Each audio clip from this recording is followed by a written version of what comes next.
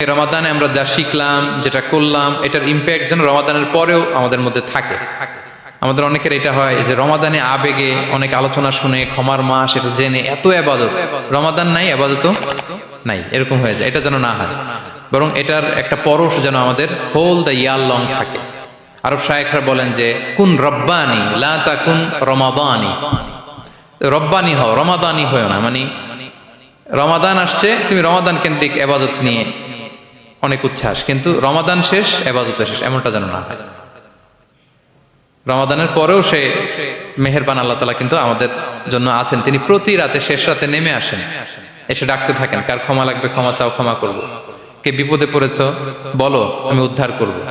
তো তিনি আরশের উপর থেকে প্রথম আসমানে নেমে আসলেন দেওয়ার জন্য। আমি ঘুম থেকে জাগতে পারলাম না, নেয়ার জন্য। এটা হইলো?